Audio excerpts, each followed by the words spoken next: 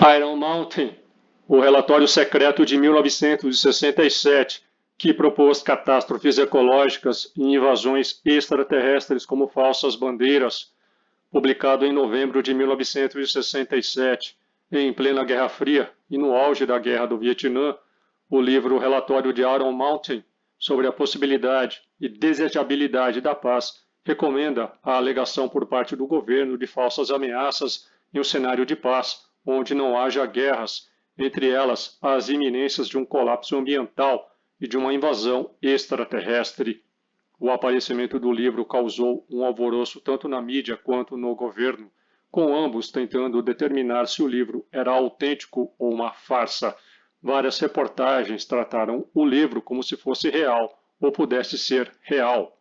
Seu autor, o escritor norte-americano Leonard C. Lewin, formado na Universidade de Harvard, escreveu também o romance Triagem, em 1972, que aborda um grupo secreto dedicado a eliminar pessoas consideradas indesejáveis. O economista norte-americano John Kennedy Galbraith, que estava ciente da sátira, e a editora Dial Press, que também estava ciente, participaram fazendo declarações não comprometedoras em apoio à autenticidade do livro. Edições piratas do livro começaram a ser impressas, publicadas pelo Liberty Lobby e outros, sob a alegação de que, sendo um documento governamental, estava em domínio público. Somente 5 anos depois, em 1972, é que Leonard Lewin veio a público para dizer que o livro não passava de uma farsa. Lewin explicou que concebeu o livro como parte de um grupo maior, baseado na revista de sátira política Monocle, que também incluía John Kennedy Galbraith e o jornalista e escritor norte-americano Victor Saul Navasky. Lewin estabeleceu sua autoria como parte de um processo de direitos autorais contra o Liberty Lobby, que estava distribuindo cópias do relatório como se fosse uma produção legítima do governo dos Estados Unidos. Lewin processou com sucesso por violação de direitos autorais e, finalmente, uma republicação autorizada foi emitida em 1996 pela Simon & Schuster. A reedição de 1996 contém um comentário extenso sobre como o livro surgiu, escrito por Lewin e seu comparsa Victor Navasky. Mas será que tudo não passou mesmo de uma farsa satírica? Vamos ver. Entre 1963 e 1966, durante o final do governo Kennedy e no decorrer do governo Johnson, uma equipe de 15 experts foi convocada para 1. Determinar com a maior exatidão e de modo realista a natureza dos problemas que os Estados Unidos teriam de resolver se fosse instaurado no mundo uma situação de paz estável. 2. Traçar um programa para enfrentar semelhante conjuntura. Em outras palavras, o grupo deveria sugerir maneiras eficazes e factíveis para justificar a centralização do poder em um cenário de paz, onde não houvesse guerras.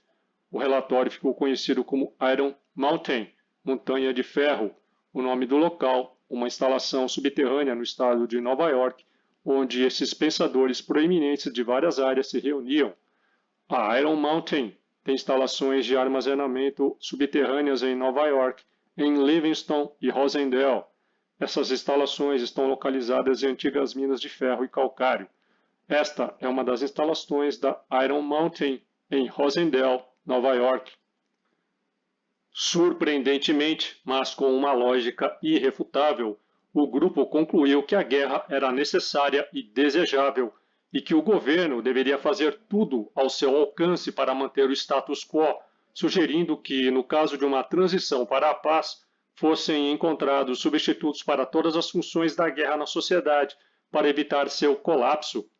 Entre as sugestões, com uma seriedade perturbadora, estão a reinstituição de uma nova forma de escravidão socialmente aceitável, jogos de sangue ou de guerra patrocinados pelo governo, bem como a criação de inimigos substitutos que representem uma ameaça viável às pessoas, substituindo os Estados-nação inimigos. Sugere-se que o inimigo substituto mais viável é o modelo de poluição ambiental, ou seja, uma catástrofe ambiental iminente e propõe que o governo secretamente lance mais poluição no meio ambiente para criar um desastre em torno do qual a sociedade se uniria. Propõe que o governo crie falsos incidentes de OVNIs e insinua que avistamentos de OVNIs anteriores também foram falsificados pelo governo como um teste. Para os jogos de sangue, sugere caçadas ritualizadas com o propósito de segurança do Estado, tal como veríamos na série de livros e filmes Jogos Vorazes, concebida por Suzanne Collins. Se a difusão de uma falsa invasão da Terra por uma força hostil extraterrestre não surtisse efeito, o grupo recomendava que se deveria fomentar o conceito de crise do meio ambiente e do crescimento populacional, cuja solução demandaria a mobilização e concentração de vastos poderes governamentais como único modo de evitar a catástrofe global e levaria a população amedrontada a aceitar um Estado policial, fundido confortavelmente com outros estados policiais na ONU, em um governo global baseado no modelo do coletivismo. Ainda que ninguém saiba ao certo, dizem que os experts eram remunerados pela CIA e que o relatório vazou graças a um deles, que estava com a consciência pesada, escandalizando Washington. Logo no ano seguinte, o Clube de Roma era fundado por Aurelio Peccei, industrial e acadêmico italiano, e Alexander King, cientista escocês, congregando cientistas, economistas e altos funcionários governamentais com a finalidade de interpretar o que foi denominado, sob uma perspectiva ecológica, de sistema global. Foi o Clube de Roma que propagou a noção de ecologia e meio ambiente ao publicar em 1972 o relatório elaborado por uma equipe, por ela contratada, do Instituto de Tecnologia de Massachusetts, intitulado Os Limites do Crescimento, que vendeu mais de 30 milhões de cópias em 30 idiomas, tornando-se o livro sobre meio ambiente mais vendido da história. Essa noção, hoje quase que consensualmente aceita e que serviu de base para os movimentos ecológicos, é o de que a Terra é um sistema finito de recursos submetido às pressões do crescimento exponencial da população e da produção econômica. Ou seja, segundo o Clube de Roma, a Terra não suportaria mais o crescimento populacional devido à pressão sobre os recursos naturais e energéticos e o aumento da poluição, mesmo com o avanço das tecnologias. As suas propostas para evitar o colapso desse sistema organizavam-se em torno da noção de um gerenciamento global da demografia e da economia, a fim de se alcançar um estado de equilíbrio dinâmico. Severas medidas de controle da natalidade e mudanças radicais nos padrões produtivos e de consumo, com ênfase numa economia de serviços, eram as recomendações centrais da nova escola de pensamento ecológico.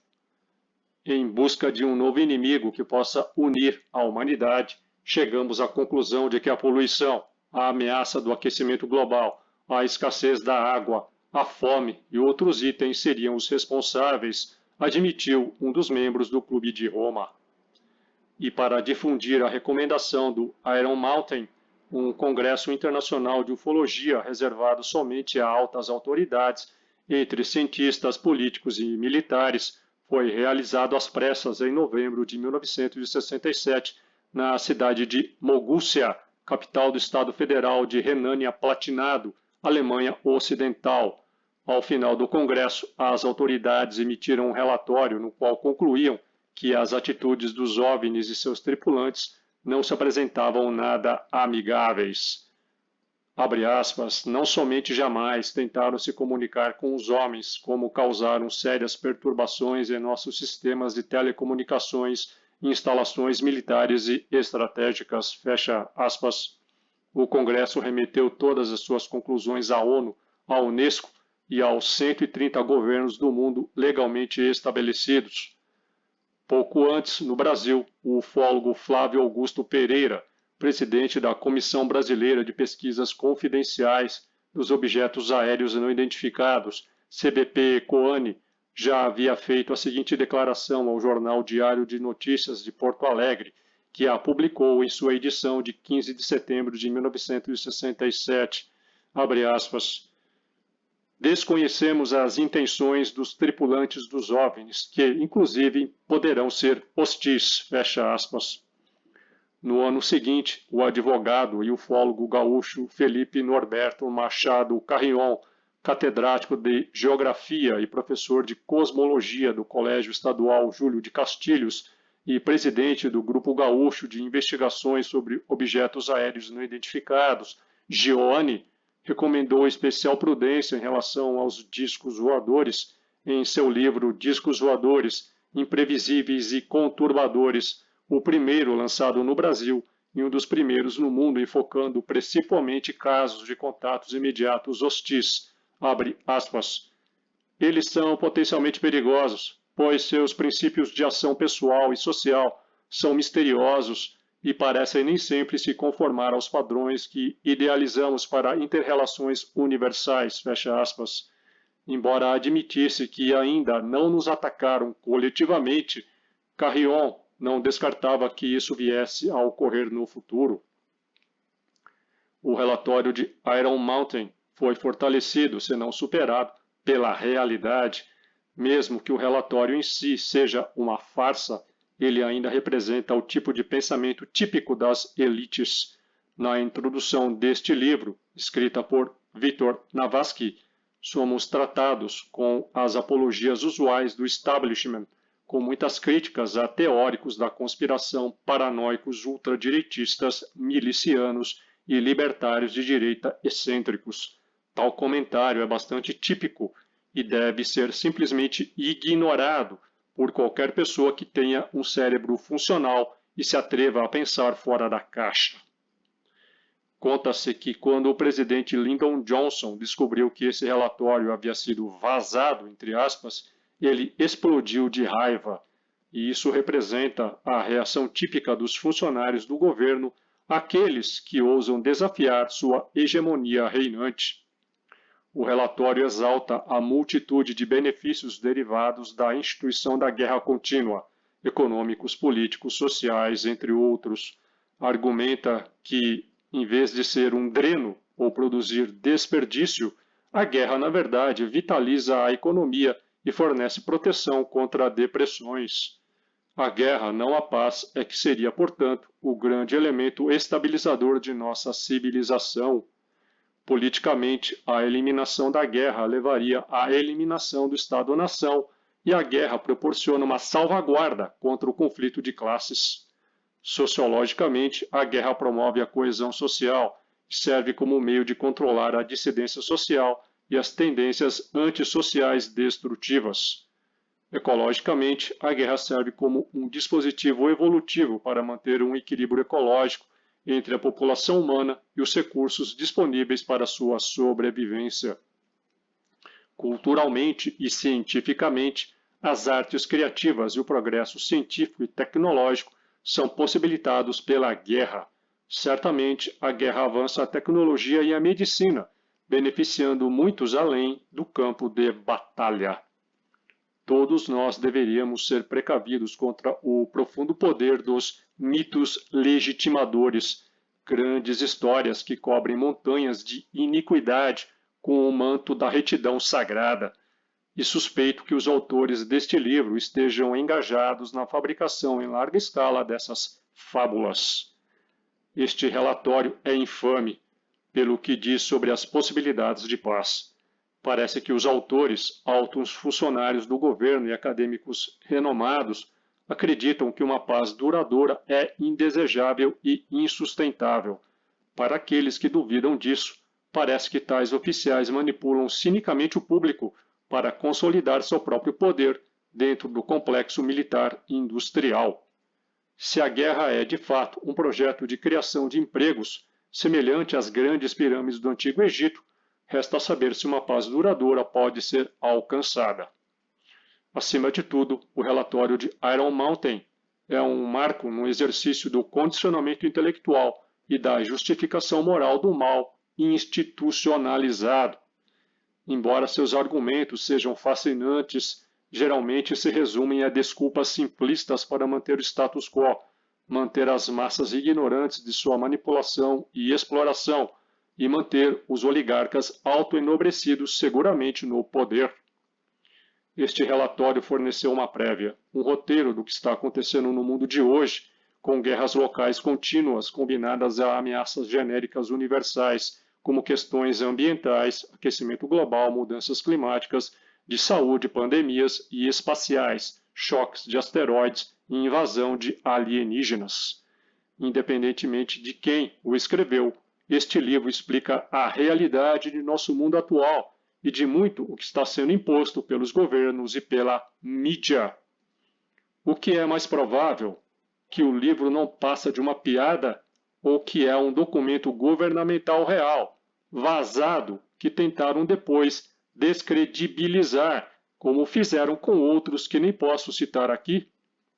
Lewin e Navarsky estavam apenas fornecendo uma cobertura para a conspiração, como inúmeros jornalistas já haviam feito antes e fariam depois em relação a muitos outros assuntos? Será que John Kennedy Galbraith, um intelectual dos mais sérios, iria comprometer a sua reputação conferindo autenticidade ao livro, ainda que em tom de brincadeira? O fato incontestável é que, apesar de ser alegadamente uma farsa, tudo o que o Iron Mountain sugeriu foi e está sendo adotado à risca, e ele ainda tem muito a nos dizer sobre o pensamento e a direção em que as elites globais pretendem nos levar.